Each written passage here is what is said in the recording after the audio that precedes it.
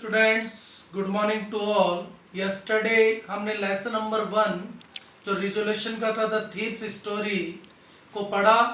That was a very motivational story with a good message कि कैसे एक little act of kindness ने एक पर्सन के लाइफ को कम्प्लीटली चेंज कर दिया और वो एक बैड पर्सन से कन्वर्ट हो गया एक गुड फेलो में, एक अच्छे पर्सन में। Okay, and we have also done all the questions, short questions को हम कंप्लीट कर चुके हैं।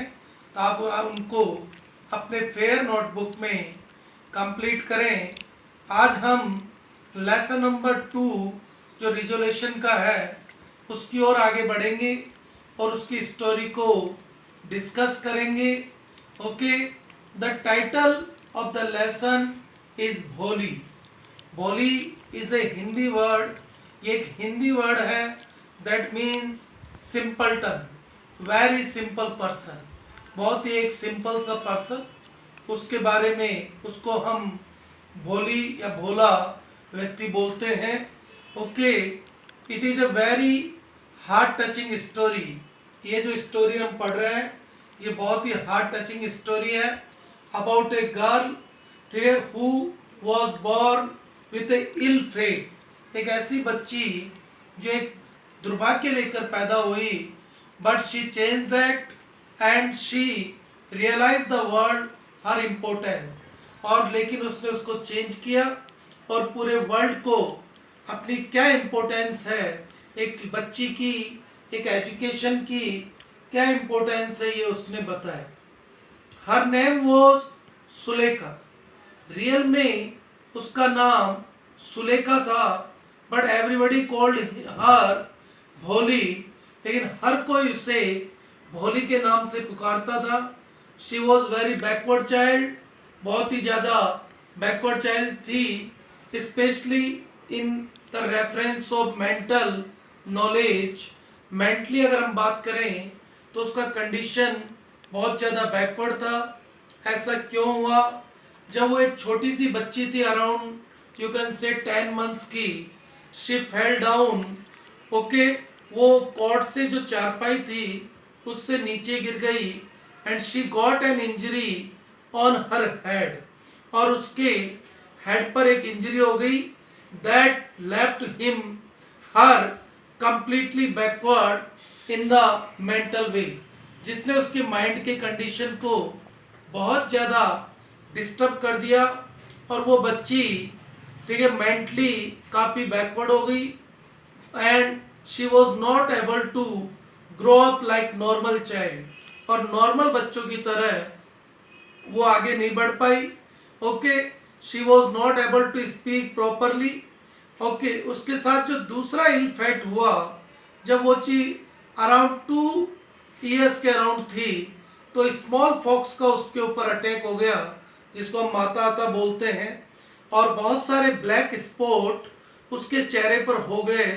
दैट मेड हर डिसफिगर्ड, जिसने उसको कंप्लीटली डिसफिगर्ड बना दिया, और उसका चेहरा, her face was completely full of पकड़ स्पॉटेड फेस, उसका चेहरा बिल्कुल स्पॉटेड हो गया, काले काले धब्बे बन गए and that made her very ugly, और जिससे उसका जो लुकअप था वो बहुत ज़्यादा अगली हो गया। फर्स्ट तो वो मेंटली बैकवर्ड हो गई, सेकंड उसका जो फिजिकल फिगर था वो भी कंप्लीटली डिस्टॉर्टेड हो गया, बिगड़ गया, और that's why the family members never paid any attention to the girl. परिवार के सदस्यों ने कभी उस बच्ची के डेवलपमेंट की ओर कभी ध्यान नहीं दिया, और Bholi started to speak at the age of 5 के एज पर भोली ने बोलना स्टार्ट किया, and when she started to speak she started to stammer.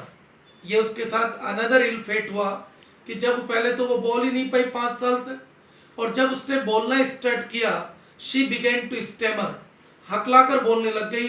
That's why all the children of the village make fun of her. इसीलिए जो गांव के दूसरे बच्चे थे और उसके खुद के जो ब्रदर्स और सिस्टर्स थे, they make fun of her, वो उसका मजाक बनाते थे, because she was not able to pronounce the words or sentence clearly. Okay, Ramlal was the father of Bholi and he was the Nambardar of the village. नंबरदार एक kind of rank और post होता है specially panchayat department में perhaps. तो रामलाल एक नंबरदार थे. He was a prosperous person, बहुत ही prosperous person थे. इट मीन्स पैसे का उनके पास कोई कमी नहीं था. He had 7 children. रामलाल के टोटल 7 चिल्ड्रन थे, 4 daughters and 3 sons. All the children were healthy, strong and beautiful except भोली.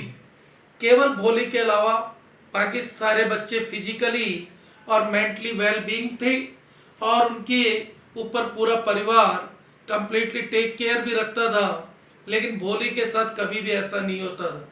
New dresses were never given to Bholi. कभी भी भोली को नई ड्रेसेस नहीं दी जाती थी. उसकी जो एल्डर सिस्टर्स हैं उनकी जो ड्रेसेस जो यूज्ड हो जाती थी वो ड्रेसेस उसको दी जाती थी. She was the youngest in the 7 children of Ramlal. Ramlal के जो 7 बच्चे थे उनमें वो सबसे छोटी थी.